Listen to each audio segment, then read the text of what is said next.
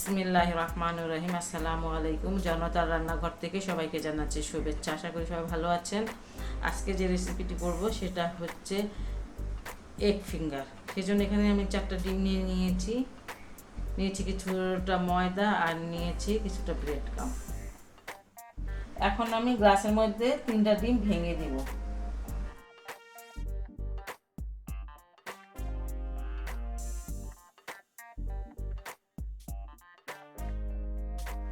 আর পরিমাণ মতো একটু লবণ দিয়ে দিচ্ছি।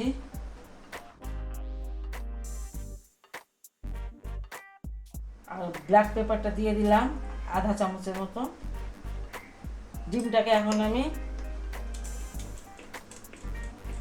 গলিয়ে নিচ্ছি।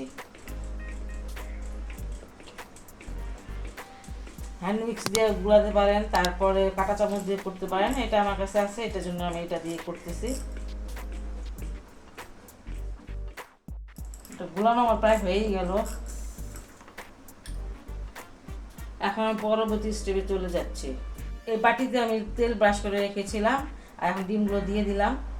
আপনারা স্টিলের বাটি মানে পাইলে সেটাতে দিবেন, সেটাতে দিলে বেশি ভালো হয়। আমার ওরকম স্টিলের বাটি নাই, এই জন্য আমি এটাতে দিলাম।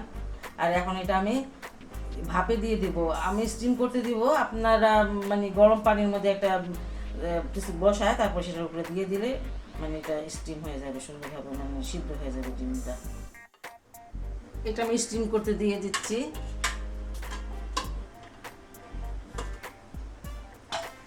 ঢেকে দিলাম। 10 থেকে 12 মিনিট পর এটা আমি নামিয়ে ফেলবো।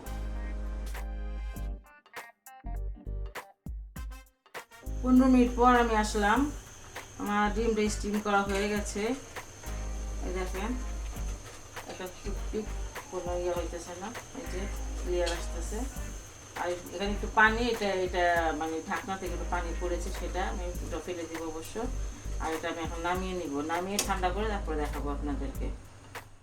ডিমটা আমি চপিং বোর্ডে ঢেলে নিয়েছি আর এখন প্রায় একটু ঠান্ডা হয়ে গেছে। এখন আমি এটা কেটে নিব।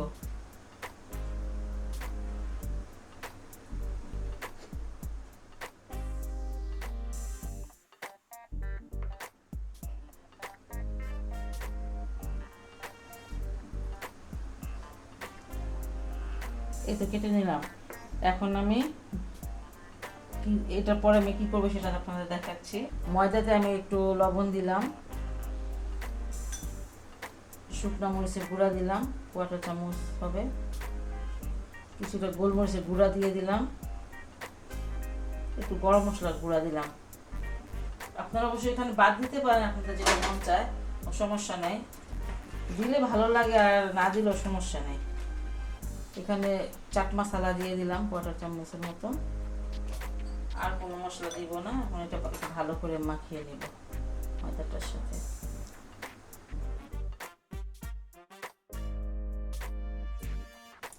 ময়দাটা আমি মশলার সাথে মাখিয়ে নিয়েছি।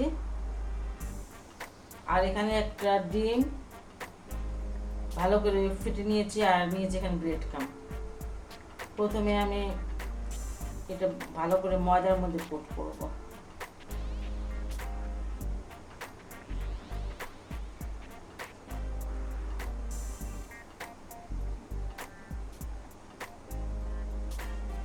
একটু ঝাড়া দিয়ে নিলাম, তারপর ডিমে করবো।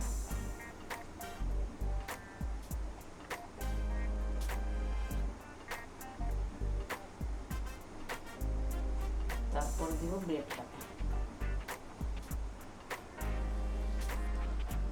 ব্রেড ক্রাম্ব যদি আপনারা কিনে নিয়ে আসেন সেটা অবশ্য দেখতে অনেক সুন্দর লাগে। এটা ঘরে করা, তাই দেখতে অত সুন্দর লাগতেছে না আমার কাছে। আর ঘরে করাটা ফ্রেশ, তো আমি ঘরেই করলাম। ঘরে করেই বানাই সবসময়। এটা আমার কোটিং করা হয়ে গেল। এইভাবে করে আমি সবগুলো কোটিং করে নেব। আমি এগ ফিঙ্গার ভাজার জন্য একটা চুলায় ফ্রাই প্যান দিয়েছি এখানে একটা তেলটা আমার গরম হয়ে গেছে। এখন আমি এগুলো ভাজতে দিয়ে দিব।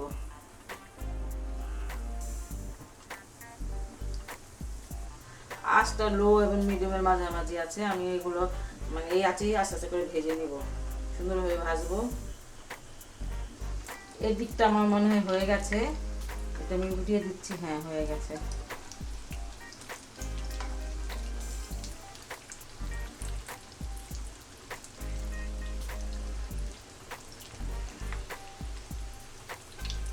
এটা আমার ভাজা হয়ে গেছে, আমি এটা নামিয়ে নিচ্ছি।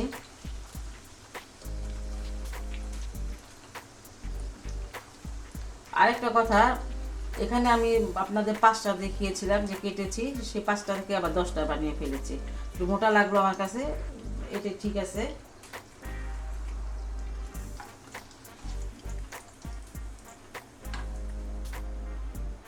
এই যে এইগুলো আমি আগের মতন করে এই 5টা ভেজে নেব।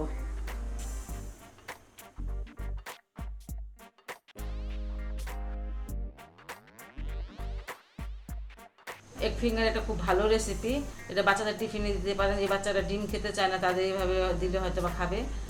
আর যদি আমার এই রেসিপিটা আপনাদের ভালো লাগে তাহলে অবশ্যই অবশ্যই বাসায় ট্রাই করবেন এবং আমার চ্যানেলকে লাইক, কমেন্ট এবং সাবস্ক্রাইব করবেন। সে পর্যন্ত সবাই ভালো থাকুন, সুস্থ থাকুন এবং নিরাপদে থাকুন। আল্লাহ হাফেজ।